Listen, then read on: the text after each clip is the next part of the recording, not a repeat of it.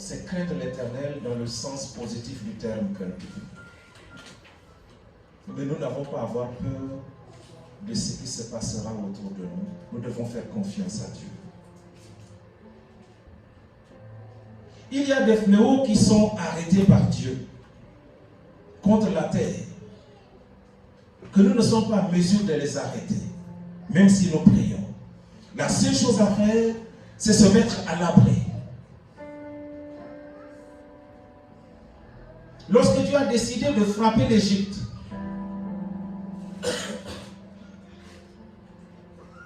sa décision est prise. Mais les enfants d'Israël se trouvaient aussi en Égypte. Et Dieu a décidé de frapper. La seule chose est qu'ils devraient se mettre simplement à l'abri, là où l'Éternel les a indiqués. Donc s'il y a des endroits où nous pensons que nous pouvons laisser Dieu et nous y rendre sans Dieu, et que Dieu nous aidera à transformer ces lieux, nous nous trompons. Restons dans la maison de Dieu.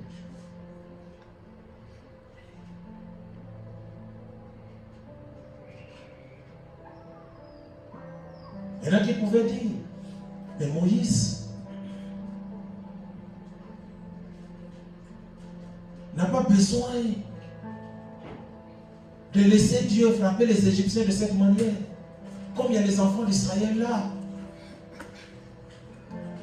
Il peut prier pour que Dieu laisse simplement les Égyptiens, laisse simplement tous le cœur de Pharaon et laisser les enfants d'Israël partir.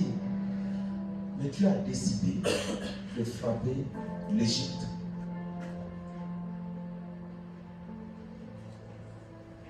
Le salut pour les enfants de Dieu, c'est de rester là où Dieu leur a demandé de rester.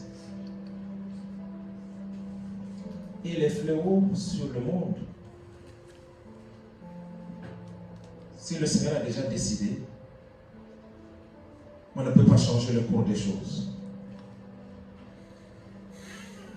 Je lis dans Exode 8, 23. Je lis 22 et 23.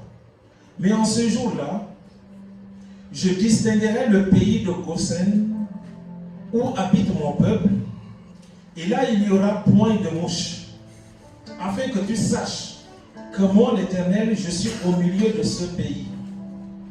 J'établirai une distinction entre mon peuple et ton peuple.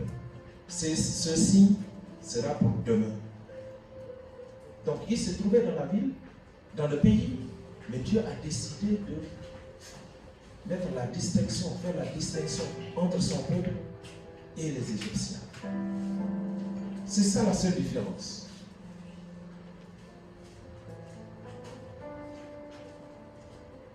Le verset 10. Aucun malheur ne t'atteindra.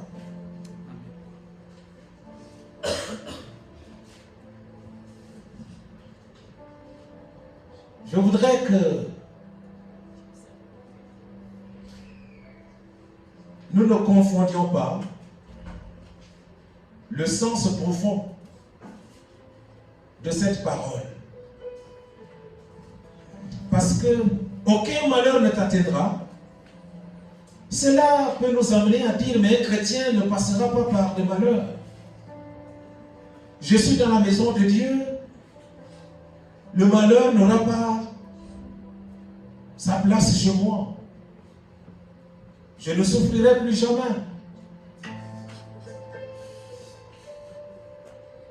Je n'aurai plus faim.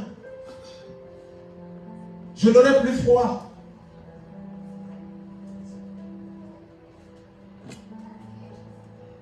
Mais cette mauvaise compréhension de ce texte pourrait nous éloigner de Dieu.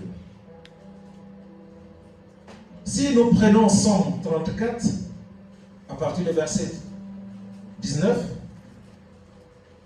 il est écrit: le malheur atteint souvent le juste, mais l'Éternel l'en délivre toujours. Ça semble être en contradiction, n'est-ce pas? Aucun malheur ne t'atteindra. Le verset 10. Aucun malheur ne t'arrivera. Aucun fléau n'approchera de ta tente. Pourtant, dans les chapitres précédents, donc le chapitre 34, il est dit le malheur atteint souvent le juste, mais l'Éternel l'en délivre toujours. La différence, c'est que tu peux être atteint, mais l'Éternel te délivre. Donc la chrétienté, nous sommes dans la présence de Dieu. Nous habitons dans sa maison. Nous marchons avec lui. Mais il se pourrait que nous rencontrions aussi des difficultés. Mais restons dans sa maison. Et c'est lui qui nous délivrera. Mais si nous cherchons à avoir la protection ailleurs, c'est là où il nous laissera tomber et nous allons souffrir.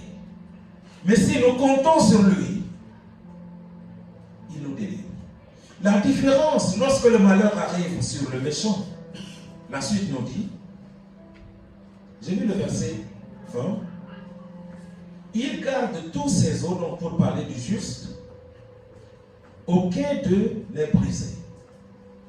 Le verset 21, le malheur tue le méchant. Et les ennemis du juste sont châtiés.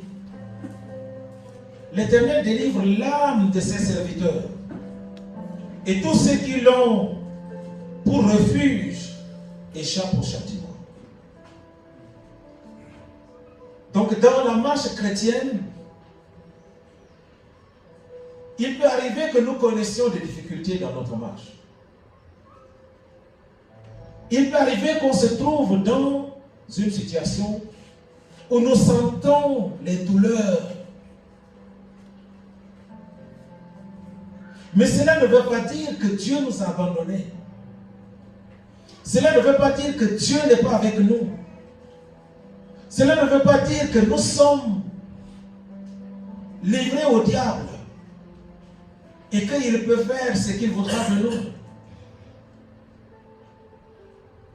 Mais même si quelque chose nous arrive, l'Éternel dans sa fidélité, c'est lui qui nous délivre du filet de l'oiseleur, viendra et nous faire sortir de ce filet. Et lorsqu'il dit qu'il nous délivre du filet de l'oiseleur, cela veut dire que le filet nous prendra. Et lui vient nous sortir de ce filet, n'est-ce pas? Parce que si tu n'es pas dans le filet, il te délivrera comment? Donc parfois, dans sa souveraineté, il peut laisser que l'ennemi jette son filet. Et sous le filet, il vient et il prend le filet. Et toi, tu t'en vas. Pendant que l'ennemi a cru que tu es déjà dans ses filets. Et quand tu deviens sa proie, c'est là où il surprend l'ennemi en te délivrant. Donc aucun malheur